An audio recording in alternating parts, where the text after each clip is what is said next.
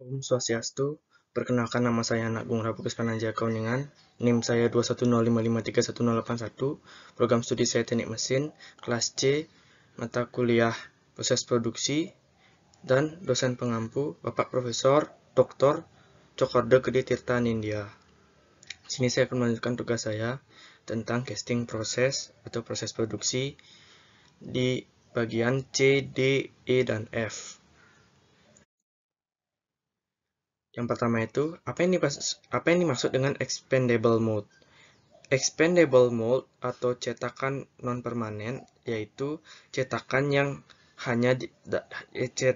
hanya dapat digunakan satu kali. Cetakan jenis ini itu dibuat dari pasir, gips, keramik, dan bahan semacamnya.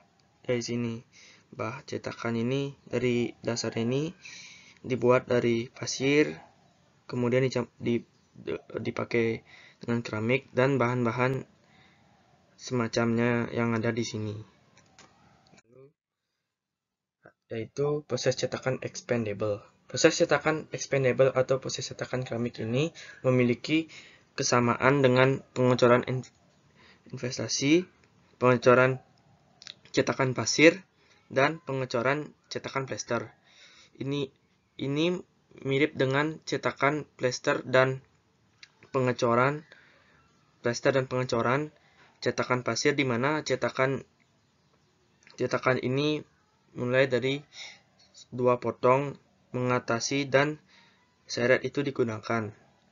Prosesnya itu mirip dengan pengecoran investasi karena menggunakan bahan cetakan keramik daripada pasir atau plester, sehingga baja dan paduan dengan suhu lebih tinggi itu bisa atau dapat dicetak. Seperti ini. Ini bubur keramik dibuang. Ini terbentuklah suatu cetakan, dan cetakan ini dites berupa cetakan itu dibakar seperti itu. Polanya tidak dikeluarkan seperti dalam casting investasi. Biasanya digunakan pola kayu atau logam yang dibuat dengan presisi dan dapat digunakan secara kembali. Langkah pertamanya itu ialah menuangkan bubur tebal dari bahan cetakan keramik di sekitar pola yang menggabungkan gerbang dan anak tangga yang dipasang pada plat di korek api. Disinilah proses-prosesnya. Proses pembuatan dari proses cetakan non permanen itu. Ini ada bahan cetakan keramik pada sekitar pola, dan terjadilah suatu plat untuk memperkokoh, dan hasilnya seperti ini. Selanjutnya ada proses cangkang keramik. Proses cangkang keramik itu sama seperti tadi. Itu gambarnya seperti bubur keramik dibuang, lalu dicetak, dan hasil cetakannya itu dibakar. Itu untuk mengurangi biaya cetakan. Dengan hilangnya bahan keramik, proses cetakan keramik itu dapat dimodifikasi untuk membuat lapisan keramik yang menghadap di sekitar pola seperti ini, yang menghadap. Proses Shaw ini merupakan proses cetakan keramik yang menggunakan 2 jenis yang berbeda. Yang pertama itu proses cetakan semua keramik dengan proses yang sangat mirip dengan yang dijelaskan di atas dan digunakan terutama untuk cetakan kecil. Yang kedua, cetakan yang terdiri dari permukaan keramik tebal 3/32 hingga 3/8 inci atau 2,3 hingga 9,3 mm dan didukung oleh sejumlah besar fire clay murah. Selanjutnya, keekonomisan penggunaan bahan keramik itu juga membatasi ukuran coran pada proses pertama. Tidak ada batasan ukuran untuk proses kedua. Kedua variasi proses menghasilkan coran yang detailnya halus dan permukaan akhir yang halus dan butiran halus, dan juga dapat meningkatkan kesehatan dan akurasi yang sangat tinggi. Seperti itu. Nah, inilah prosesnya. Dari pola, di sini labu, dicampur oleh fair clay. Di sininya terdapat sebuah pola, dan ini ada pola dan dicampur oleh cadangan yang berikat. Ini ada keramik bubur, dan lalu proses ini dibakar, disemprot, dibakar itu. Seperti itu. Proses unicast.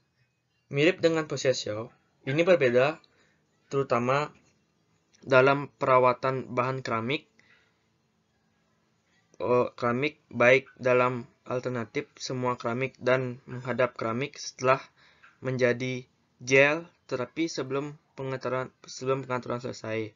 Dalam proses Yao, alkohol dalam bahan cetakan keramik itu dibakar sebelum retakan mikroskopis pada permukaan cetakan yang diinginkan jika tetap kecil. Bahan tahan api yang sangat halus itu digunakan untuk membuat campuran yang menghadap dan detail yang sangat tajam dapat dihasilkan dengan sebuah pengecoran. Cetakan juga berventilasi dengan baik. Porositas alami yang memungkinkan pengecoran bagian tipis, besi, baja, dan berbagai paduan non-ferrous dilemparkan dengan proses tersebut. Lalu selanjutnya ada pengecoran cetakan plester.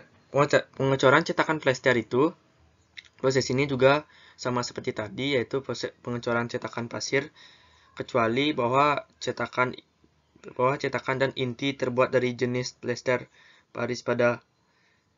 pasir daripada pasir yang dikemas. Cetakan ini dibuat dalam bingkai logam atau kayu yang berisi pada pola. Campuran air itu sekitar 60% air dan 40% plester pengecoran logam yang dituangkan di atas pola. Nah, contohnya seperti ini. Ini merupakan proses penuangan dari tempat yang berada di atas pola. Seperti itu. Selanjutnya ada pengecoran cetakan plester berbusa 1. Adalah pengecoran cetakan konvensional dengan busa dan pengecoran mati. Cetakan biasanya terbuat dari besi tuang dan diberi lapisan tahan api hingga 0,12 sampai 0,03 inci atau 0,30 sampai 0,75 mm. Disuspensikan dalam cairan untuk mencegah suatu pendinginan yang terlalu cepat dari pengecoran dan untuk melindungi permukaan cetakan. Grafit bubuk juga ditaburkan di permukaan cetakan setiap beberapa tembakan untuk memudahkan pelepasan dari suatu cetakan. Selanjutnya, proses ini juga praktis untuk logam yang meleleh pada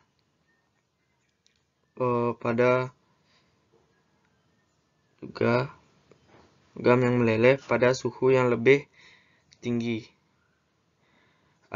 Contohnya seperti aluminium, magnesium, dan paduan berbasis tembaga, yaitu yang dari awal itu dari sini dituang dari baskom isi serlawan, dan yang paling tempat di sini itu ada rongga cetakan. Kemudian di sini itu diplester, dan di bawah ini diplester juga, dan di sini ada sebuah pelari. Lanjut. Cetakan grafit kadang-kadang digunakan, tetapi mereka tidak memiliki umur panjang, karena pasir atau inti logam itu tidak dapat digunakan, tergantung pada bentuk yang dibutuhkan. Cetakan biasanya dipanaskan terlebih dahulu sebelum dituang dan air didinginkan sebelum dituang. Karena cetakan logam itu tidak berpori dan lubang ventilasinya itu kecil atau saluran untuk melepaskan udara dan gas yang dipindahkan biasanya dimasukkan ke dalam sebuah cetakan. Lalu yang di ini ada proses cetakan permanen. Proses cetakan permanen ini melibatkan penggunaan cetakan logam yang dapat digunakan kembali alih-alih cetakan pasir. Keramik atau plester itu hanya sekali pakai. Bagian cetakan biasanya berengsel atau dipandu secara mekanis untuk memungkinkan perakitannya agar lebih cepat. Ini merupakan suatu proses dari sebuah cetakan permen. Ini dari awal, lalu kedua dia disambungkan, dan ketiga diolah dan menjadilah sebuah proses cetakan permen seperti itu. Pengecoran cetakan permanen tekanan rendah. Pengecoran ini menggunakan tekanan gas untuk mengisi tekanan, merupakan langkah yang lebih canggih daripada pengecoran cetakan permanen konvensional yang menggunakan gravitasi. Gambar 1D2 ini menggambarkan proses cetakan permanen bertekanan rendah atau LPPM. Dari sini itu ada kekuatan penahan mati, kedua ada ejektor, lalu di samping kanan itu ada kedap udara, ada cair logam, dan sinilah tempat panasnya. Lalu proses ini membuat menjadi tahan panas, penuangan tabung, dan ada sendok. Seperti itu. Gambar ini merupakan tampilan skema dari pengecoran cetakan permanen yang bertekanan rendah, seperti itu. Dan lalu ada slash casting. Slash casting ini digunakan untuk benda berongga dari paduan berbasis seng, timah atau timah. Berbasis seng atau timah. Itu membutuhkan inti. Logam cair dituangkan ke dalam cetakan permanen dan disimpan di sana cukup lama sehingga cangkang logam yang dipadatkan itu melapisi dinding cetakan. Nah, prosesnya ini dari pertama itu ada sebuah logam yang dituangkan ke dalam hingga cetakannya penuh, lalu tunggu hingga logam yang berada di tepi itu menjadi membeku. Lalu logam yang masih cair itu dikeluarkan. Selanjutnya buka cetakan dan lepas produk cor tersebut. Lalu terjadilah sebuah produk cor seperti itu. Lalu selanjutnya ada pengecoran tekan. Pengecoran tekan itu sama seperti pengecoran lumpur cetakan permanen.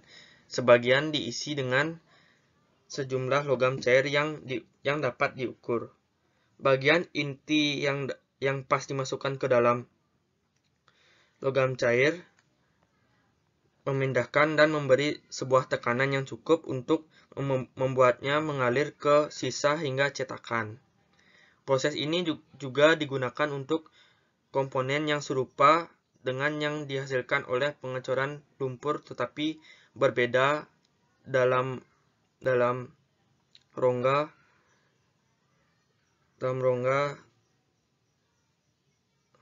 bagian dalam pengecoran yang memiliki dimensi yang terkontrol, seperti itu. Lalu ada pengecoran vakum. Pengecoran vakum adalah proses cetakan permanen lainnya, terutama digunakan untuk pengecoran ingot. Meskipun bagian-bagiannya dapat dicor, peluburan dan pengurangannya semua terjadi di ruang vakum yang sama, yang berisi mekanisme yang diperlukan untuk mentransfer logam cair dari panci peleburan ke cetakan. Gaya sentrifugal ini dapat diterapkan pada cetakan jika diperlukan oleh sifat bagian yang dapat dicor. Vakum itu juga mencegah kontaminasi atmosfer dari panduan dan menghilangkan gas yang terperangkap. Induksi adalah suatu metode pemanasan yang paling umum untuk melakukan peleburan untuk busur listrik. Berkas elektron dan horor busur plasma juga digunakan. Tekanan ruang vakum itu berada di urutan 10 meter. Seperti itu. Nah, ini merupakan proses dari pengecoran vakum. Pertama, ini ada sebuah lembaran plastik, di sininya pola. Itu yang bagian sini itu untuk lubang untuk menarik plastik, dan di sini ada lubang vakum. Yang kedua itu ada pouring cup. Terus lalu di sininya ada pasir, di sininya itu flask. Selanjutnya nomor 3 itu ada di sininya sebuah lembaran plastik, dan lagi satunya ada lubang vakum. Lalu lembaran plastik itu dipisahkan dengan sebuah lubang vakum dan lembaran plastik. Selanjutnya dituangkan menjadi sebuah lubang vakum seperti itu. Yang E itu ada pengecoran sentrifugal. Semua proses pengecoran sentrifugal memanfaatkan rotasi cetakan sekitar sumbu pusat, dan gaya sentrifugal yang dihasilkan itu menggunakan sebuah logam cair. Ini merupakan proses-proses dari sebuah pengecoran sentrifugal.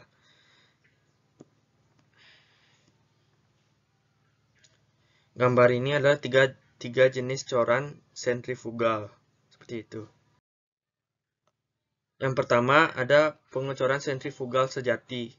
Digunakan untuk membuat perpipaan, pipa khusus, liner silinder, dan benda cor lainnya. Gaya sentrifugal ini menahan logam cair pada dinding luar cetakan yang berputar. Volume logam dalam cetakan itu menentukan suatu ketebalan dinding diameter pada bagian dalam. Contohnya seperti ini.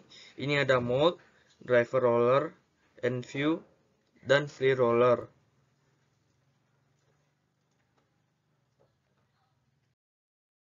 Dan selanjutnya itu ini merupakan gambar mesin pengecoran sentrifugal yang horizontal dilengkapi untuk membuat pipa besi cor.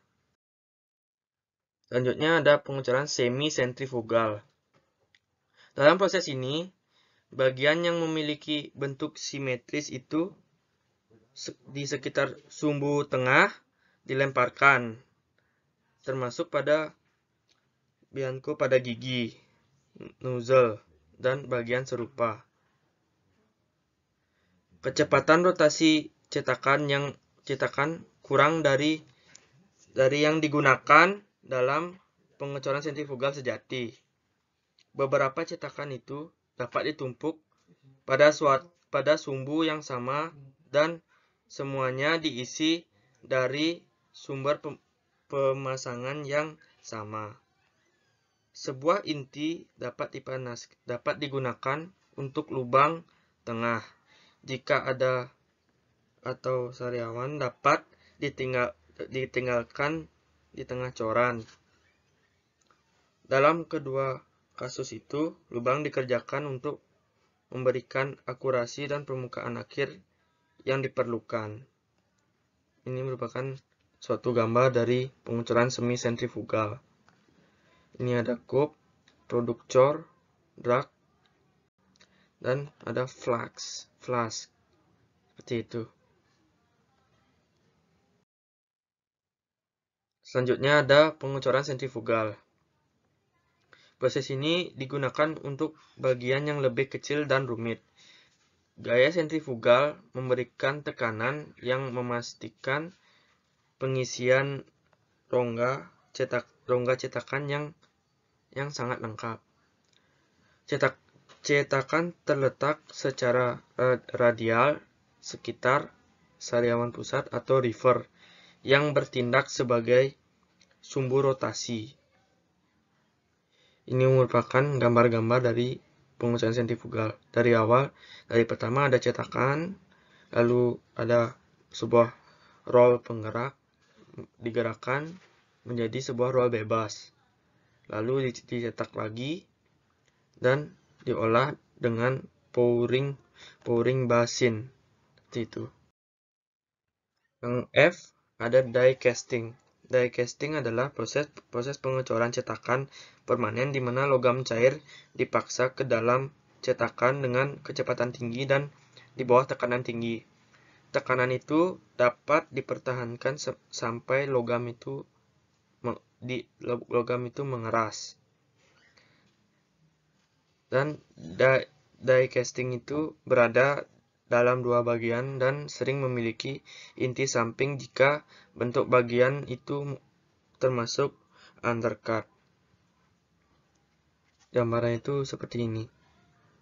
Ini cetakan yang biasa, kemudian diolah, lalu digabungkan, terjadi seperti ini. Seperti itu. Yang selanjutnya ada hot chamber die casting. Dalam proses ini, plunger yang memaksa logam cair ke dalam cetakan direndam dalam logam cair setiap saat. Pada gambar 1F1 ini menunjukkan konfigurasi dari plunger dan saluran injeksi. Ini merupakan langkah-langkah dari membuat hot chamber die casting. Yang pertama itu ada ini gambar F1 ini. Yang pertama itu ada pengecoran ruang panas, mati ditutup dan ruang panas. Jadi di leher rangsa diisi dengan logam. Lalu yang kedua itu plunger turun dan memaksa logam cair melalui gooseneck dan nozzle dan masuk ke rongga die castingnya. Lalu logam itu ditahan sampai mengeras. Yang C itu mata dadu itu terbuka. Pengecoran tetap di 1,5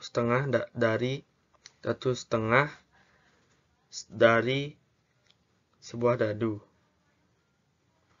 Selanjutnya pin ejector mendorong casting untuk keluar dari die, seperti itu.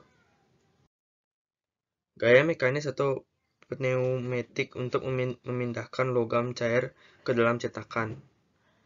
Siklusnya otomatis dan bagian-bagian kecil sering kali berutang secepat setiap 4 atau 5 detik. Seperti itu. Selanjutnya ada die casting ruang dingin.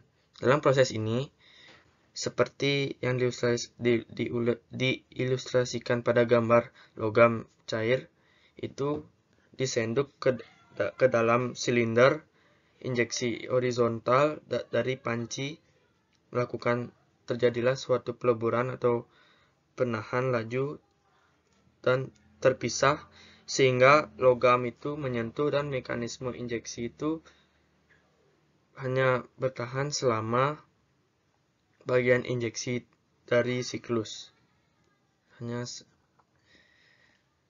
Ini merupakan proses dari gambar die casting ruang dingin. Yang pertama itu cetakan ditutup dan logam cair dimasukkan ke dalam silinder. Ini logam cair itu ditutup dan masuk ke dalam sebuah silinder injeksi. Yang kedua, plunyernya bergerak maju.